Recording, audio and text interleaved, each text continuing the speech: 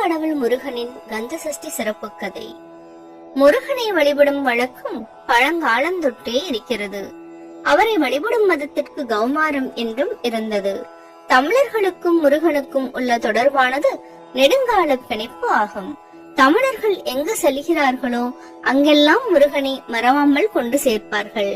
அவ்வாறு இன்று தமிழகம், லங்கை, Malaysia, Singapore உள்ளிட்ட பல நாடுகளில் முருக வழிபாட்டை தொடர்கின்றனர். அன்னை பார்வதி தேவியின் ஒரு அவதாரத்தில் மலைகளின் அரசரான இமவான் மன்னனின் மகளாக பிறந்தார். அவர் மீண்டும் சிவனை அடைவதற்கு கடும் தவம் புரிந்தார். அவருடைய தவத்தினால் சிவன் பெரிதும் மகிழ்ச்சி அடைந்தார். ஆகவே பார்வதியை மணந்து அவருடன் அழைத்துச் சென்றார். அவர்கள் இருவரும் கந்தமாதான பர்வதத்தில் தங்கினார்கள். அங்கு சில நாட்கள் தங்களுடைய மனவாழ்வினை கழித்தார்கள்.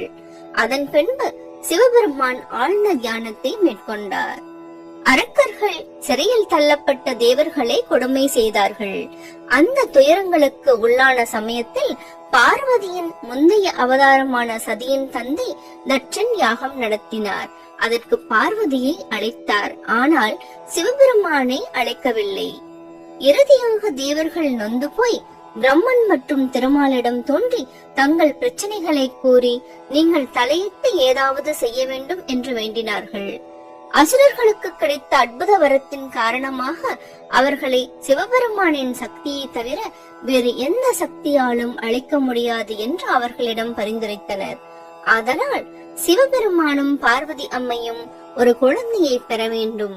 சிவபெருமான் தியானத்தில் இருப்பதால் பார்வதியின் மீது ஈர்ப்பை ஏற்படுத்த வேண்டிய தேவை இருந்தது.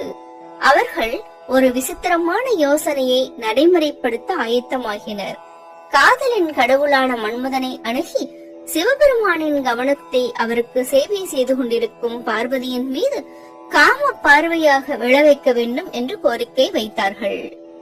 மன்மதனும் அவர்களின் கோரிக்கையை ஏற்று கந்தமாதான பர்வதத்திற்கு சென்றார். அங்கு அவர் தனது வில்லிலிருந்து காதலை தோண்டும் அம்புகளை சிவபெருமானை நோக்கி எய்தினார்.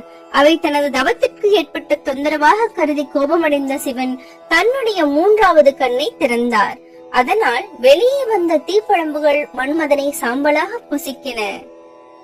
இதனால் அதிர்ச்சி அடைந்த அனைத்து தேவர்களும் சிவபெருமானை அமைதிப்படுத்த வழிபாடு செய்து தங்களுக்கு நேர்ந்த இன்னல்களை தெரிவித்து எங்களுக்கு உதவுவதற்குத்தான் மன்மதன் இவ்வாறு செய்ததாக மன்னிப்பு கோரினார்கள்.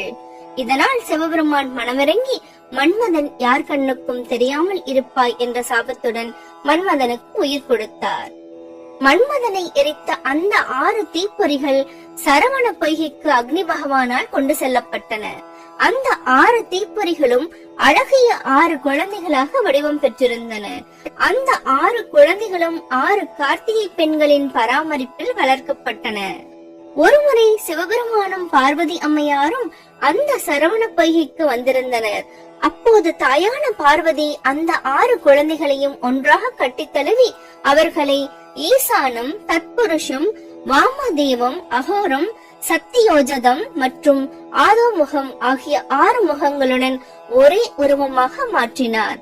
அத்தகைய முருகப்பெருமான் பக்தர்களால் சண்முகன், முருகன், சுப்பிரமணியன், கந்தன், கார்த்திகேயன் மற்றும் இன்னும் பல பெயர்களில் அழைக்கப்படுகிறார். அன்னை பார்வதி முருகப்பெருமானுக்கு தனது சக்திகளை உள்ளடக்கிய வேல் ஒன்றை பரிசாக வழங்கினார். அந்த வேலை கொண்டு முருகன் சூரபத்மனுடன் போரிட சென்றார். போரில் சூரபத்மன் 2ஆக பிளக்கப்பட்டார். பிறகு அசுரரான சூரபத்மன் முருகனிடம், இறைவா, நான் உங்களுடனே இருக்க விரும்புகிறேன் என்று வேண்டியதால் ஒரு பாகத்தை சேவலாகவும் ஒரு பாகத்தை மயிலாகவும் மாற்றினார். அதில் சேவல் முருகப்பெருமானின் கொடியிலும் மயிலானது அந்த இறைவனின் ஊர்தியாகவும் மாறியன. இவ்வாறு பல பெருமைகளை முருகப்பெருமான் தன்னகத்தே கொண்டுள்ளார். தமிழர்கள் நெஞ்சில் நீங்காத புகழை பெற்றுள்ளார். தன்னுடைய பக்தர்களால் பல கோயில்களை பெற்று அந்த கோயில்களில் இருந்து தன் மக்களுக்கு அருள்பாலிக்கிறார்.